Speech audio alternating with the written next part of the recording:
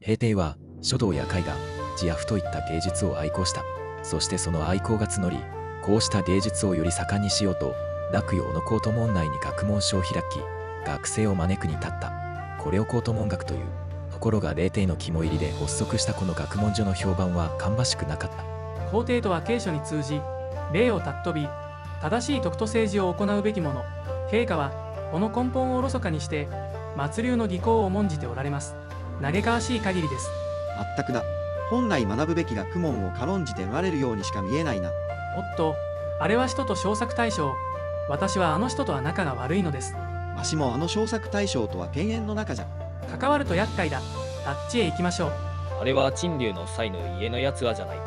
俺はあいつらが気に入らないんだ。わしもあの栄意は大嫌いです。忌々しいやつだ。それはそうと、あの高等門学はなんとかならんのか。あんな軽薄な文化が流行するようでは世の末だ。本当です。あんな儀芸は天下国家を治める役に立たないばかりか、贅沢の風潮を広め、国家の財政をさらに悪化させることになります。昨年戦費との戦に敗れ、国内では盗賊が横行し、庶民は生活に苦しんでいる。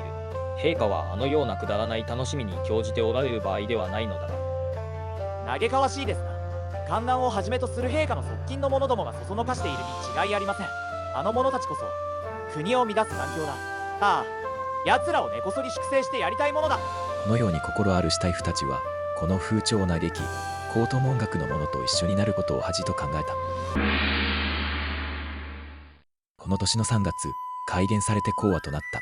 この頃、洛陽にはたびたび奇怪な出来事が起こった。まず、4月、侍中の役所の中の面取りがおんどりに変化した。5月、白い服を着た人が徳陽殿の門から入り、そのまま逃走した。6月、黒い木が皇帝のいる恩徳殿内の庭園に落下した。7月、青い虹が皇帝の玉座の皇殿の庭中に現れた。平帝も臣下たちも、このような現象は天からの強い警告であると考え、大いに恐れた。なんだなんだ。陳の政治が誤っているのか。一体何がいけないんだ。中将寺たちは何も問題ないと言っているが、一体何が本当なのか。よし、臣下のうちこういったことに詳しい者に尋ねてみよう。お待ちください。陛下は軽々しく臣下に這われるべきではございません。私どもにお任せください。代わりにそれらの者に尋ねてまいります。そうか。それではそうだな。呼ぶのは領司採用が実手一応か全用の5人にしよう。お前たち代わりに聞いてきてくれ。こうして例帝は王甫、宗節を介して彼ら5人に災害の発生の要因を尋ねた。この他にも例帝はいろいろと臣下に意見を求めたようだが、当たり障りのない意見しか得られなかったと感じたようである。やはり宦官を介して聞いたりしていてはダメなのかな。よし、誰か学問に統計が深く忠義の心を持っていそうなものに秘密の上層文で回答するように御事の利を下すか。平帝は彼なりに真剣に悩み、中間を求めて異例の行動に出たのである。例帝が御事の利を下したのは西洋であった。何最近災害が錯綜して発生した。その罪は何かわからない。朝廷は少慮し恐怖でいっぱいである。諸公、公、慶、死を訪れるたびに中間を聞きたいと希望しているが、各人は口をつぐんで誠意を尽くす人はいない。西洋派計学の造形が深いため、そこで特に秘密に尋ねる。政治の良い点悪い点を披露し、姿勢を述べる要領を明示し、ためらって疑いや回避する気持ちを持たないように、すべて計学に基づいて対応し、封をして上奏せよ。西洋は国家のことを思い、心を込めて上奏文を作成した。そして密封して上奏し、それは例帝の手に届いた。おお、来たか。これを待っておった。なんと書いてきているだろうか。陛下の聖徳は賢明で公正であり、災いを深く憐れまれ、真の取るに足らない学問を褒め、特にお尋ねいただきました。これはまさに真が腹の中をさらけ出して命を捧げる時であり、どうして災いを恐れるあまり、陛下に重要な忠告をお聞かせせずにいることができましょうか。各種の災害現象は王国の危険があるものばかりです。天は大官に対して情は切実であっても自分で行うことはできないため、たびたび世を変を表し、これを見跡として君主を目覚めさせようとしているのです。この冒頭に続く長い上奏で、西洋は例帝の側近で政治を誤らせている者の名を列挙し、彼らを退けるように進め、狂言などの忠実で正直な大臣を用いるように進言した。また高等門学を停止し、例帝自身も自らを厳しく律するように進言した。そして最後に記した。この内容が漏れれば皇帝は中心の戒律を失い、臣下は命を失う危険がございます。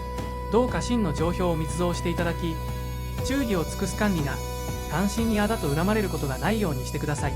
ふう、この内容はきついな。皇居の側近を退けないといけないのか。ちょっと川屋でじっくり考えるか。陛下が珍しく思い詰めた顔をしておられるぞ。何を読んでいるんだ。川屋から戻られる前にこっそり読んじゃえ。この内容はこれはまずい。こんな言葉を聞き入れさせていかん。絶対に妨害してやらないと。宗節は密書の内容を左右の人に言いふらし、情報は全て漏れた。西洋が罷免すべきと進言した者たちはみんな西洋に復讐しようとした。西洋のやつめ、自ら墓穴を掘り寄ったわ。今こそやつを叩き潰してやる。私の妻の父が中将寺をしております。そこから西洋歳出の悪い噂をばらまきましょう。氷宮は中将寺の帝公の娘婿だった。そこで帝公は西洋歳出の悪い噂を流し、これを耳にした霊帝は少々に御のりを下して西洋に事情聴取するに至った。西洋は調書して自らの無実を訴えた上でこう述べた。陛下の証書を受け、愚かで軽率な臣は朝廷に忠誠を尽くし、命を捨てることしか存じないため、今後の災いを考えずに苦行の罪を批判し、その中に皇帝の寵愛する大臣も含まれておりました。陛下のご質問に答え、災難を救いたい一心でした。しかし陛下は忠臣の正直な言葉を考慮せず、覆い隠すべきところを突然誹謗が訪れ、そのために罪に問われることとなりました。今は都心が口をつぐみ、真の遭遇した状況について警戒しております。これ以上誰が陛下に忠誠を尽くすでしょうか。真が心配しているのは、皇帝がこれ以上忠誠の言葉を耳にすることはないということです。なんかぶちゃぶちゃ言っているな。どうでもいいわ。死刑死刑。証書令の要求から西洋と歳出は市場で公開処刑すべきという上奏が参りました。極めて妥当ですな。これはいかん。陛下をお諌めせねば。この旅教は宦官の中でも忠節に励み国家を思う人物であり、霊帝からも深い信頼を得ていた。陛下、命の西洋の件ですが、何卒彼の命をお助けください。お主の考えを申してみよ。西洋は慶下への上奏で大臣を批判し、宦官を非難しましたな。はあ、そうだけど。だから西洋から批判された人々が一生懸命に西洋を賛言し、彼を貶めようとしているのです。